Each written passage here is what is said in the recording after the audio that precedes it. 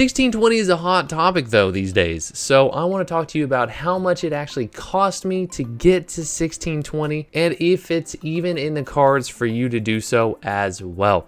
Let's go ahead and get into it. On average, for me to go from 1580, because I did start at 1580, normal econ, I did not push to hard econ before econ came out. 1580 to 1620, this is around what I should have been paying in gold, around 1.1 million gold. And that is because I did not use all of my bound materials.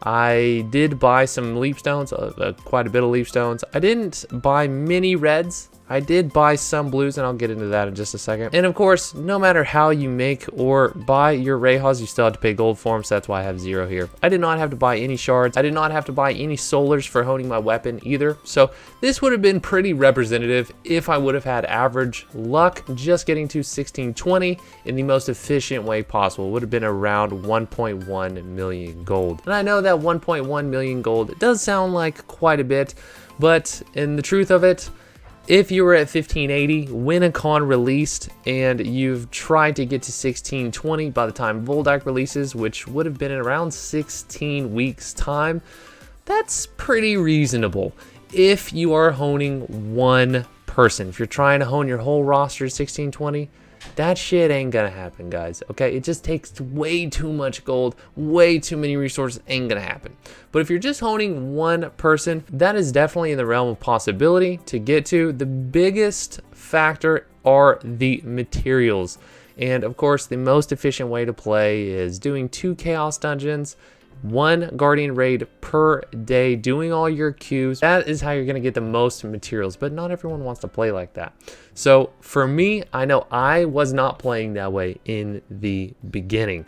So for me, I did have to buy some bound mats.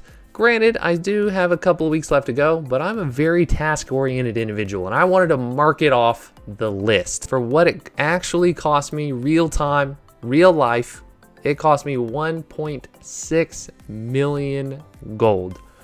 I did get average luck most of the time, but I didn't really ever get super lucky. I did get a couple of 2 or 3 taps in there, but I did also get a lot of taps that were past average but not pity. So it did kind of even out until the very end. And that is when I got 2 plus 19 armor pieces that cost everything because they went to full pity. And that hurt. I'm not gonna lie. As you can see, just those 2 hones cost me 276k gold. It is crazy what the cost difference is from going from average to pity on any of these hones past like plus 15. It just gets absolutely ridiculous, that disparity of cost in both materials and gold. So as you can see here, I broke this down. My 13 to 19 armor minus these 2 hones cost me about 851k.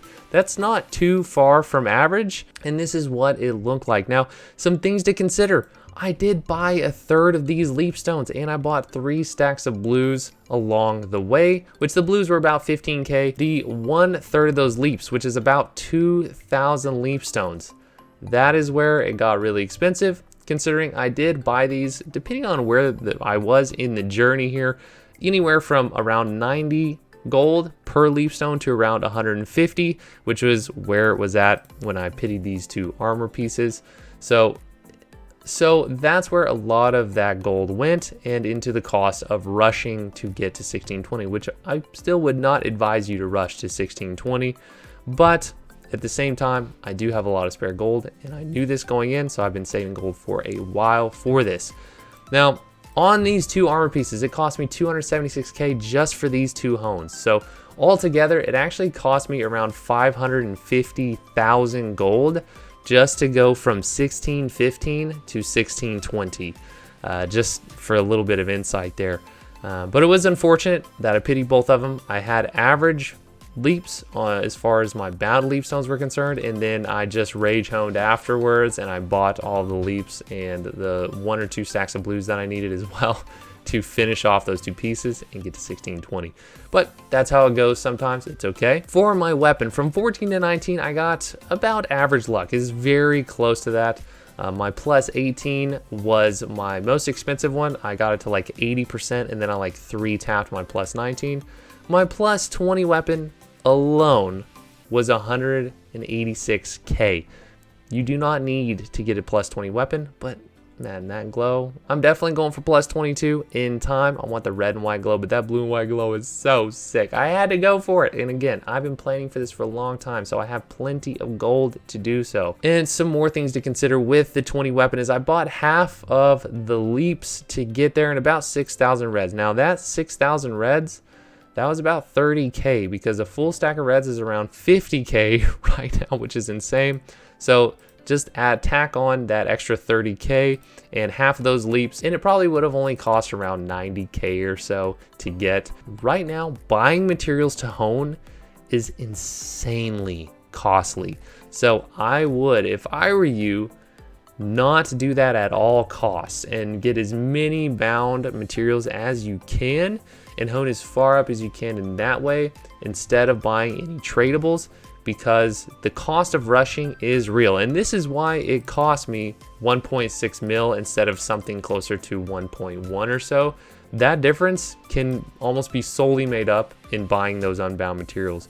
Now again, for me, it was worth it.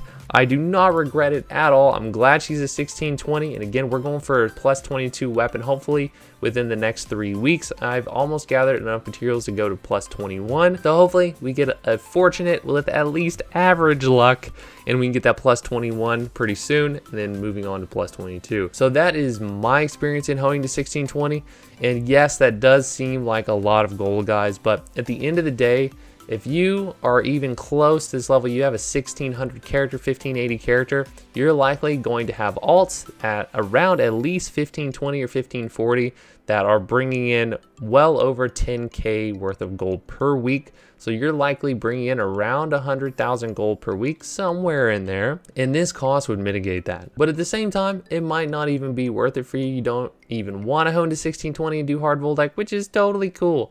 Guys, you should play this game however you want to play it and how you have the most fun. And this, for me, was that way. I wanted to get here and do Voltaic hard. The first week it came out, I want to be getting the legendary elixirs. I'm all in on my Glavier.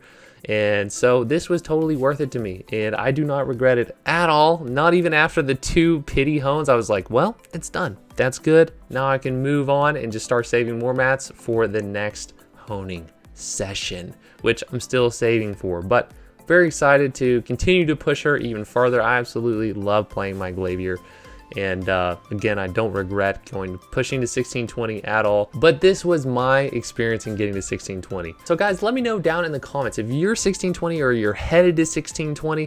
Let me know how your luck has been, how much gold you've spent. I'm super curious to hear from y'all, because of course, average luck is just mathematically average luck. That's not real world luck for you or for the next guy or for me or whatever. It's all going to be different, right?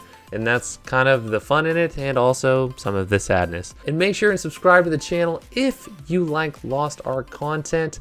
It'll be in your best interest to do so, especially with all of the hot updates coming over the next couple of months. And if you'd like to watch me live, I stream on Twitch and YouTube every single Sunday. So if you'd like to watch me on Twitch, go ahead, go click that link down in the description below. Give me a follow, that way you can be notified when I go live. I hope you have an absolutely fantastic day, and I'll see you on the next video.